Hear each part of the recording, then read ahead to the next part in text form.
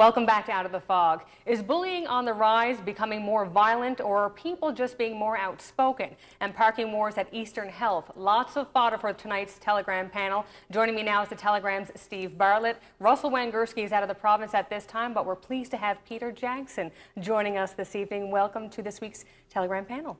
Hi, good to be here. Thanks.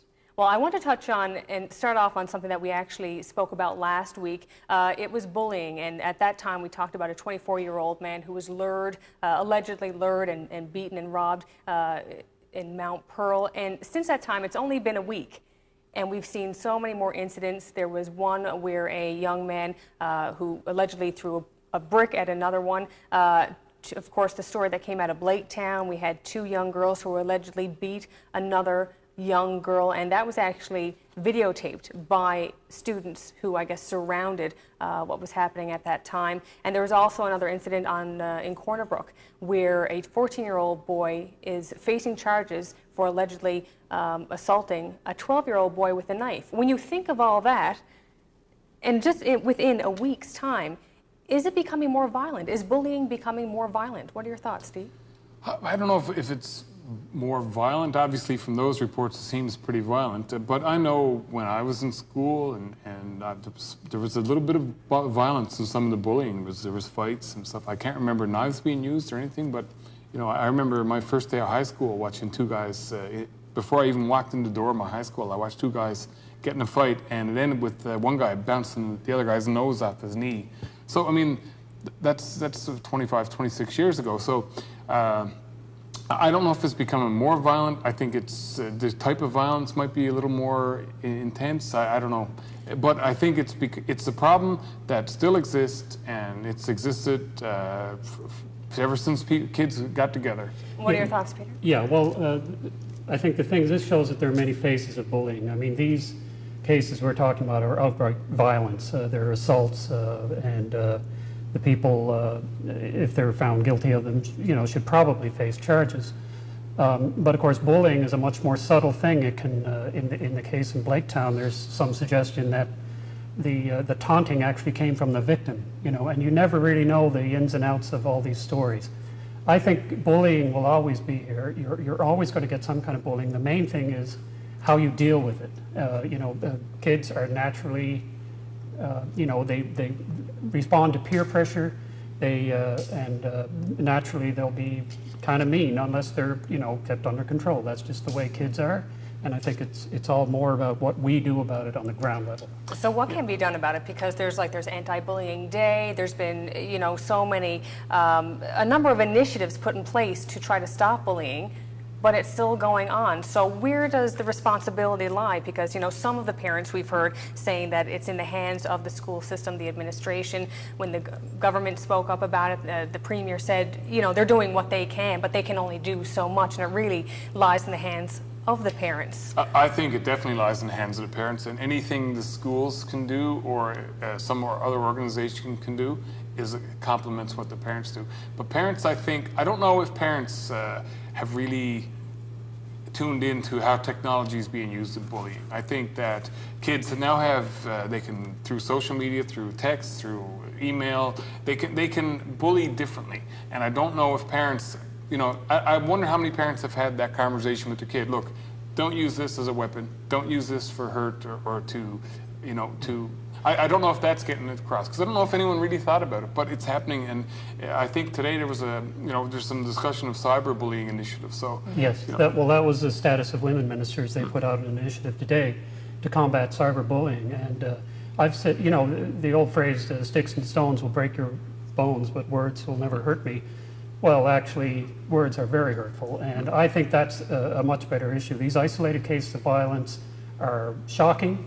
But the real issue is getting at bullying, and the internet is a whole new world that we're just only starting to understand.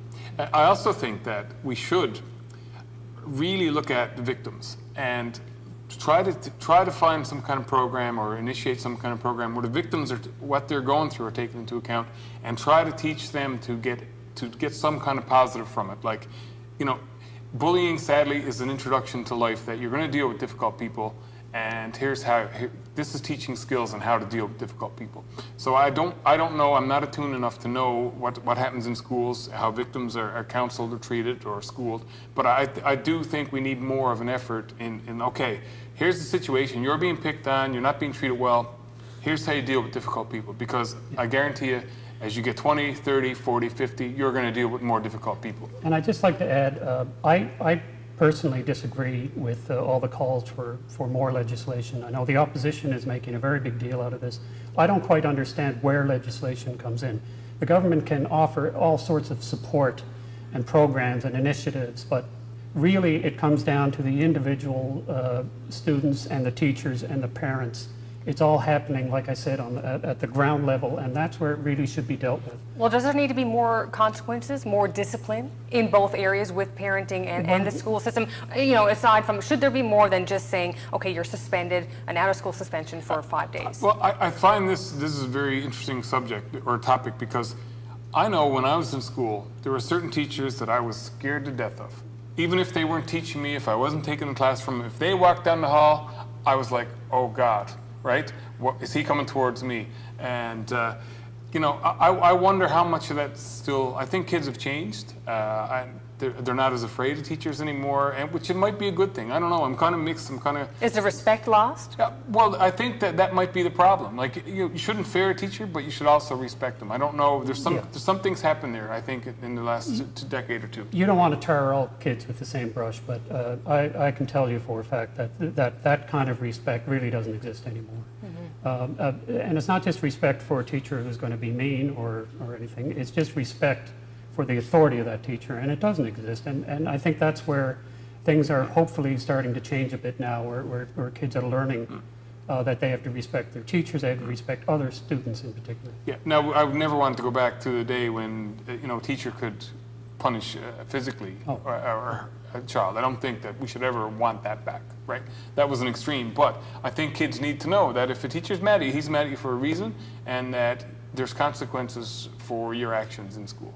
Okay, well, I want to leave the discussion here for now. I want to move on to another subject that's been widely talked about in the news over the last couple of days. Eastern Health has implemented a new parking system. It's an automated system. There's been a lot of you know, confusion around this, and just want to know, I guess, in terms of your thoughts. I mean, it is a new system, so should people just be giving it a chance? You have to give it, you know, maybe a few weeks to just let it settle in and get to know how it operates. It's going to be glitches no matter what, but overall, I think most people have expressed a great optimism about it, including patients and visitors and staff, because obviously in a hospital, you don't know what's going to happen. You might be going in for a few hours to visit someone, you might be just dropping in for an appointment, you might go in and discover you have to stay there and someone else has to pick up your car.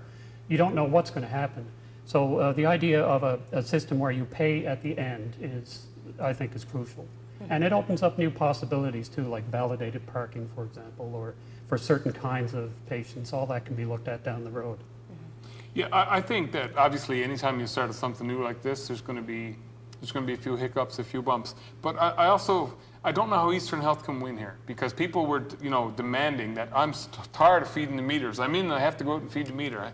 Like, well, that's what they said. That's why they said directly. This is why we implemented this new automated system, because of all the complaints that they were getting, both from the general public, from visitors, and from the patients. So, yeah, they win? So they changed it, and now there's more outcry. Everyone hates change. Yeah, everyone hates change, and everyone hates putting change in meters as well, right? So you get lots of change going on. But I think what I don't know, and now there's some talk of that you know, court challenges, potential court challenges that parking should be free. And ideally, I mean, no one wants to pay for parking or things like that. But how do you get around it? And if Eastern Health just had parking lots that people could fill up, but I don't know if they got the land to make free parking for everyone. I just don't know. Like, they're in a hard spot because they're the primary or the tertiary caregiver for the province. But, you know, that comes with influxes of people from out of town, or cars. There's lots of stuff. I don't know, there's lots of issues. But I guess the only way around it is to build a 5-story parking garage the whole size of their existing parking lots. And I can't see that happening because the cost is just exorbitant. So. I want to get your thoughts on, there's one particular man, he's a cancer patient, and he's been outspoken, he's been refusing to pay, saying that free access to health care is enshrined in Canada's Health Act. What are your initial thoughts when you heard him say that, or how he's taken this stance? I think he's taking access to health care a little too literally. In other words, a road access and a parking spot. But I understand his point. Right now, they do make exceptions for dialysis patients, for people who volunteer to drive people to cancer appointments. So there are exceptions now. I can understand where they might want to consider certain exceptions, but after a while, you get to a reduction. And Steve, what are your thoughts on this? I think it'll be an interesting case if it makes it to court and is challenged, because I think that could have ramifications across the country for all healthcare institutions. But I know from my own experience, and like you're driving around over there, you get an appointment, you're driving around, you can't get a place to park. People are parking up on the fields or on the green space, and you're going like, where am I going to park?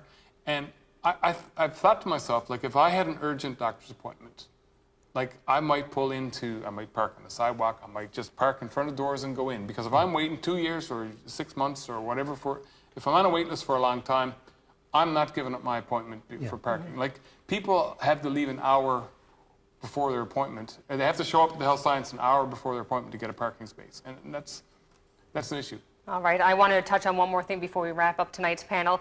Tomorrow, in the Telegram, actually, there's going to be results handed out. Some of the results from a major municipal survey. It's called Metro View. If you can tell us a little bit about I guess, what our viewers and your readers can expect. So what basically, it's a very in-depth poll of people in the Metro St. John's area.